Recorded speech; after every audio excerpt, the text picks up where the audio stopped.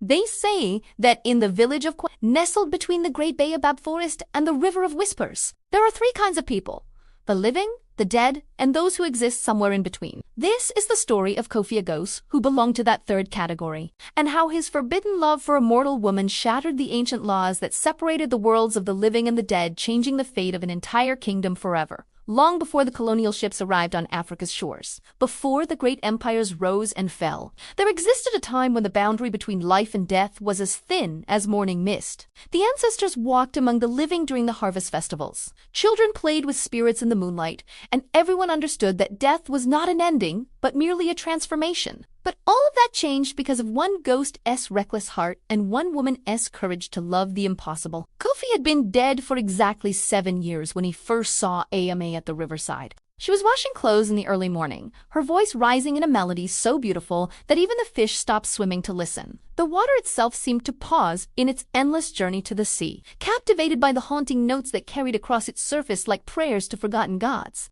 Kofi, who had spent 7 years as an invisible observer of the living world, unable to touch, unable to be seen, unable to feel anything, but the cold emptiness of his spectral existence, felt something stir within his translucent chest. It was warmth. It was longing. It was the one thing a ghost should never, ever feel: love. You see, Kofi hadn't always been a ghost. 7 years earlier, he had been the strongest warrior in Kwai, a man whose spear never missed its target, whose laughter could fill an entire compound, whose future seemed brighter than the sun at noon. His father had been a warrior before him, and his grandfather before that, each generation adding to the family's legendary status. Young boys would follow Kofi through the village, hoping to learn from his movements, to understand the secrets of his strengths. Young women would compose songs about his exploits, their voices carrying through the evening air as families gathered around cooking fires. The elders spoke of Kofi as the village's greatest hope, the warrior who would lead them through any threat, the man who would become chief when the old ways demanded new leadership.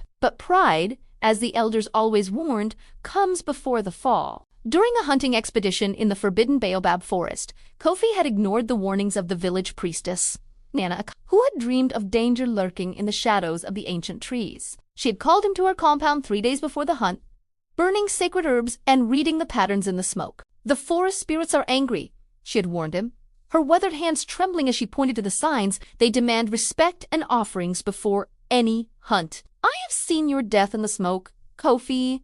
I have heard the ancestors weeping. Do not go into those woods." But Kofi, young and arrogant, drunk on his own legend and the praise of those who didn't understand the true nature of power, had laughed off her concerns. "I fear no spirit," he had declared, loud enough for the gathered villagers to hear. "My strength is my protection. The old ways are for old people. I am the new generation, and we make our own rules." That very night, while tracking a magnificent antelope deeper into the forest than any hunter had ventured in generations, Kofi encountered something that changed everything. The forest had grown strange around him, the familiar paths twisting into configurations he didn't recognize. The usual sounds of nocturnal animals fell silent, replaced by a whispering that seemed to come from the trees themselves. The moonlight, which had been bright and clear when he entered the forest, became muted and strange, filtered through leaves that seemed to pulse with their own inner luminescence. It wasn't a lion or a leopard that killed him. It was something far worse. The guardian of the threshold, a being so ancient that even the oldest baobabs were young when it first took form. The guardian appeared as a massive figure woven from shadows and starlight, its eyes burning with the fire of 1,000 funeral pyres. It was taller than the tallest tree, its form constantly shifting between solid and ethereal, between human and something entirely other. When it spoke, the words came not just from its mouth, but from the earth beneath Kofi's feet, from the air around him, from the very fabric of reality itself. "You have trespassed where mortals have no right to walk," the guardian had pronounced in a voice that seemed to come from the earth itself. "For your arrogance, you will walk between worlds. You will see life, but never touch it. You will desire, but never possess. You will remember love, but never feel it again. This is your punishment until you learn what it means to truly respect the boundaries that separate the worlds." The guardian raised one massive hand, and Kofi felt his life force drain away. Not violently, but steadily, inevitably, like water flowing downhill. He tried to scream, tried to run, tried to fight, but his warrior strength meant nothing against this ancient power. His last thought before the darkness took him was of his mother's face, and how disappointed she would be when they brought his body home. And so Kofi died, but he didn't move on to the ancestors' realm. Instead, he became trapped in the in-between place, a ghost condemned to wander the village of his birth. Watching the people he loved grow older while he remained frozen in his 25th year, he watched his mother grieve herself into an early grave, her wails of mourning echoing through the compound for months until her voice grew hoarse and her body grew thin. He watched his younger brother, Kwame, take his place as a warrior, struggling under the weight of expectations that had once belonged to Kofi. He watched the girl he had been courting, beautiful Efua, with her bright smile and quick wit, marry another man and bear 3 children, each one a reminder of the life Kofi would never have. He watched life continue without him, a silent observer at the feast of existence, forever hungry but unable to eat, forever thirsty but unable to drink, forever lonely but unable to connect. For 7 years, Kofi accepted this as his fate. He learned the rhythms of ghost existence, how to draw energy from moonlight, which allowed him to maintain his form and consciousness, how to avoid the spirit hunters who occasionally swept through the village looking for troubled souls, their rattles and chants driving lesser ghosts into hiding, how to make himself invisible even to other ghosts, a useful skill when the older, angrier spirits tried to recruit him into their bitter ranks. He discovered that he could move through solid objects if he concentrated. Though it left him feeling more hollow and transparent than usual, he learned that emotions of the living, particularly strong ones like joy or grief, would pass through him like wind, giving him brief moments of second-hand feeling that were both wonderful and torturous. He became a shadow among shadows, a whisper among whispers, accepting that this half-existence was all that remained of the mighty warrior he had once been. The other ghosts tried to befriend him at first, those dozens of spirits who had been trapped in the village for their own transgressions against the boundary laws. There was Essie, who had died in childbirth and refused to leave her baby. She had been a ghost for 30 years, still hovering around the compound where her daughter, now a grown woman with children of her own, lived her life. There was Kojo, who had been buried improperly and couldn't find his way to the ancestors' realm. He spent his nights wandering the paths between compounds, searching for a grave that no longer existed. There was Abina, who had loved someone so deeply that she couldn't let go even in death. She haunted the riverside where she and her lover used to meet, a tragic figure forever waiting for someone who had moved on decades ago. They all had stories, all had reasons for their imprisonment between worlds, and they all tried to convince Kofi that acceptance was the only path forward. This is our existence now, they would tell him. Fighting, it only makes the pain worse. Learn to let go of what you were and accept what you are. But then came that morning at the riverside, and everything changed. Ama was different from anyone Kofi had observed during his years as a ghost. For one thing, she was new to the village, having arrived just weeks earlier from a distant land ravaged by drought and war. The elders spoke in hushed tones about the refugees from the north, about entire villages turned to dust, about warlords who burned crops and poisoned wells, about desperate migrations across hostile territories in search of safety and water. Amma had walked into Kwame alone, carrying nothing but a small bundle wrapped in faded cloth and the exhausted determination of someone who had survived when others had euned it. She lived alone in a small hut at the edge of the village, making her living by weaving the most beautiful cloth anyone had ever seen. The pattern she created seemed to tell stories, tales of ancient kingdoms with towers that reached the clouds, love affairs between gods and mortals that ended in transformation and transcendence, battles between cosmic forces that shaped the very fabric of reality. People said her grandmother had been a powerful diviner, one of those rare individuals who could see the threads that connected all living things, and that Ama had inherited some of that spiritual sight, though she rarely spoke of such things. Some villagers were suspicious of her, whispering that anyone with such gifts must have made dark bargains to acquire them. Others were simply curious, wondering what stories she carried from her destroyed homeland, what wisdom she might share if she ever chose to speak freely. As Kofi watched her that morning, something impossible happened. Ama stopped singing mid-verse and turned her head sharply in his direction. Her eyes, dark as midnight and just as deep, seemed to focus on the exact spot where he hovered invisibly near the riverbank. For a moment, Kofi thought it was coincidence, that she had simply heard a bird or noticed a movement in the water. But then she spoke, her voice quiet but clear, cutting through the morning air with surprising precision. "I know you're there," she said softly, her voice carrying across the water with surprising clarity. "I've felt you watching for days now. You don't have to hide." Kofi's spectral form flickered with shock, his carefully maintained invisibility wavering like heat shimmer on a hot day. In 7 years, no living person had acknowledged his presence. He had become convinced that he was truly invisible, truly forgotten, truly erased from the world of the living. But this woman, this stranger, could sense him. Cautiously, he allowed himself to become slightly more visible, just a shimmer in the air, like heat rising from sun-baked stone. Testing whether she could truly see him or if this was some cruel coincidence, Emma smiled, and it was like watching the sun rise over the river of whispers, brilliant and warm and full of promise. "There you are," she said, setting down the cloth she had been washing. "You can come closer. I won't hurt you, and I don't think you mean to hurt me."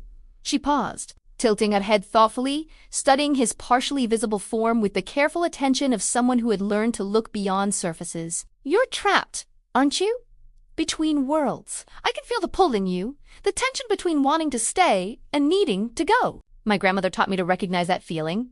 And so began the most impossible love story the village of Kwame had ever known, though most of its inhabitants would remain unaware of it for quite some time. Over the following weeks, Kofi and Emma developed a relationship unlike any other. He would appear to her at dawn, when the boundary between night and day made it easier for him to manifest, when the world itself seemed caught between sleeping and waking, and they would talk for hours. She told him about her journey from the war-torn lands of the north, about watching her village burn while she hid in a dry well, about losing everyone she loved in a single terrible night of fire and screaming about arriving in Kwame with nothing but the clothes on her back and her grandmother's gift of spiritual sight. She spoke of her grandmother, a woman who had taught her to see beyond the veil, to recognize the pattern that most people missed, to understand that the world was far stranger and more wonderful than it appeared on the surface. He told her about his life as a warrior, his foolish pride that had seemed so justified at the time, his punishment that had taught him humility, too late to matter, and the endless loneliness of being a ghost, of watching life continue without him while he remained frozen in a single moment of existence.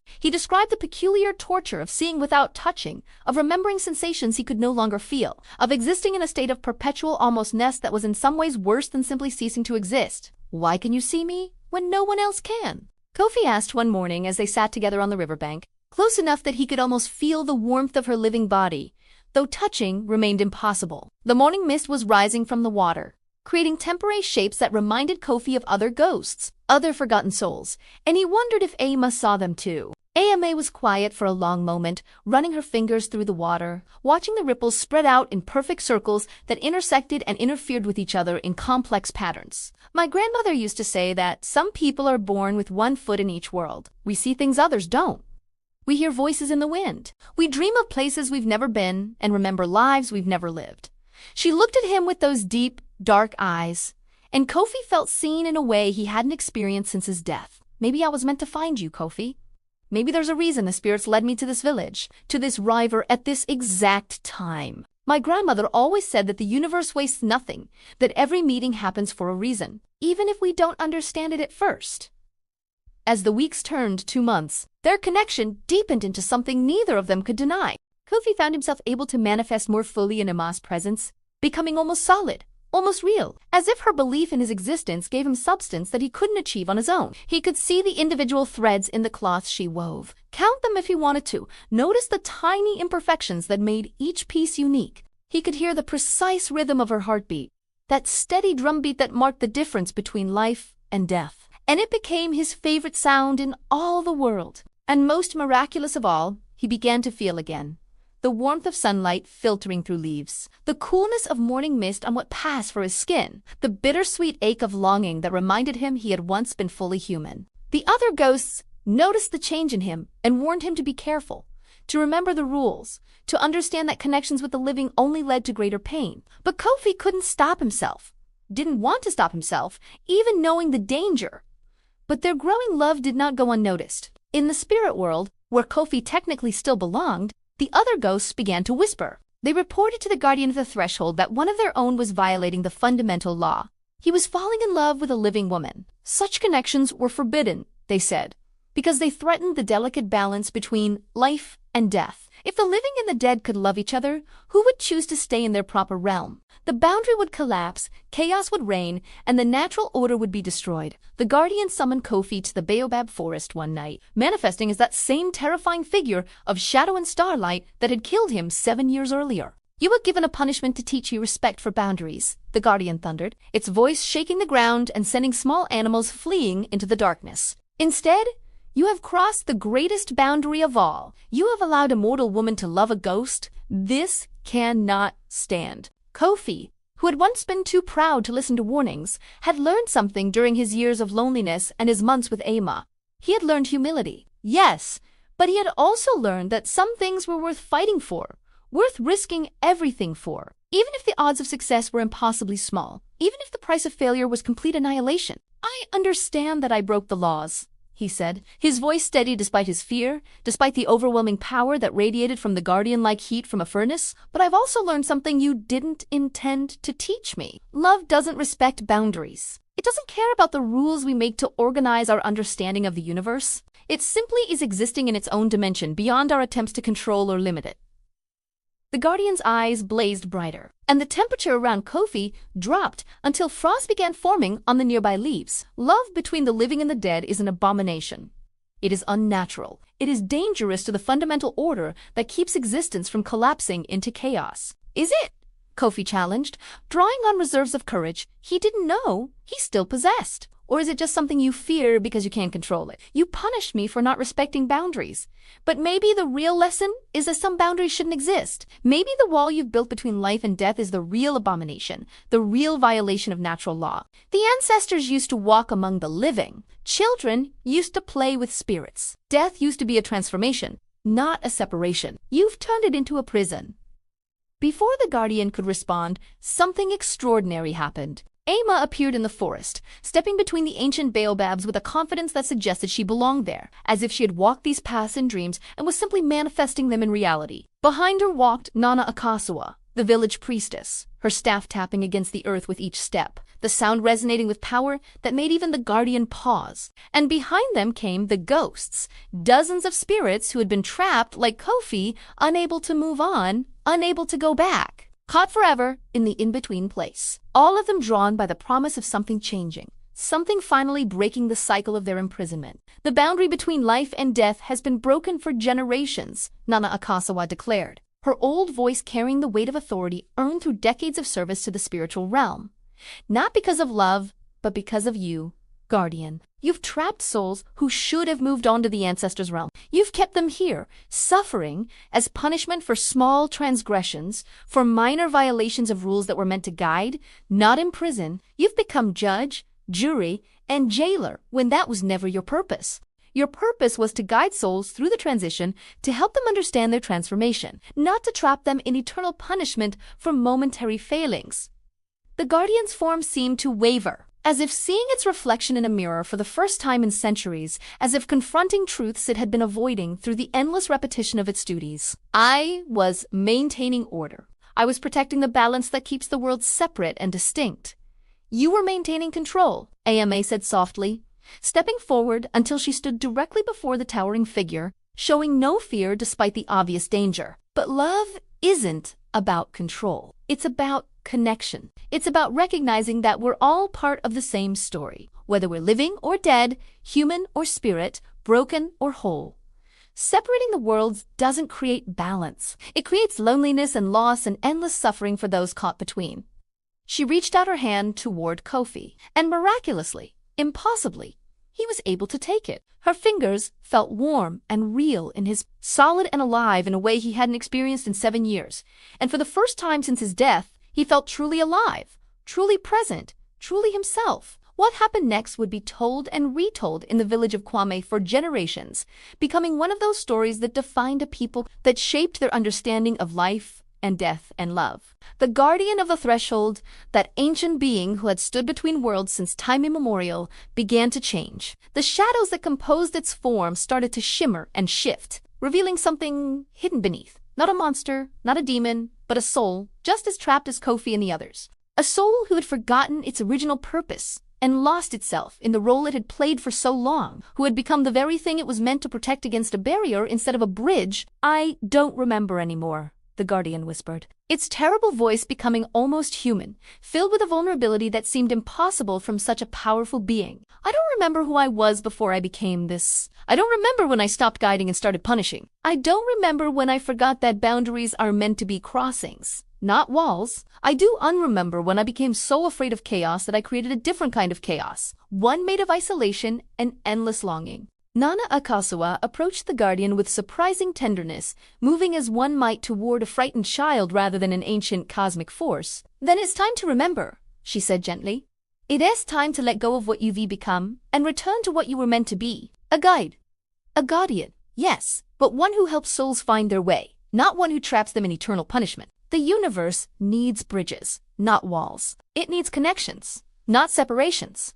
The transformation that followed was beautiful and terrible to witness, a sight that would be burned into the memory of everyone present for whatever remained of their existence, living or dead. The guardian's form dissolved into pure light, and within that light, all the trapped souls were released. Decades or centuries of imprisonment, ending in a single moment of transcendent liberation. Some ascended to the ancestors' realm, finally free to rest and be reborn, their forms rising like sparks from a fire until they vanished into the sky. Others chose to return to the living world, given a second chance at life through reincarnation or some other mysterious process that the witnesses could unfully comprehend. And a few, including Kofi, found themselves offered a choice they had never imagined possible. A third option that existed between the extremes of life and death. "You can return to life fully," Nana Akasawa told him, her voice gentle but clear. "But you would forget your time as a ghost. You would forget the lessons you learned, the connections you made, the understanding you gained, or you can remain as you are now, able to walk in both worlds, able to love AM, but never quite fully alive and never quite fully dead. You would become a bridge between realms, helping other souls find their way, continuing the Guardian's original purpose, but with compassion instead of judgment. This is what the Guardian was meant to be, and someone must take up that sacred duty." Kofi looked at AMA, and she looked back at him with love and understanding and a kind of bravery that took his breath away.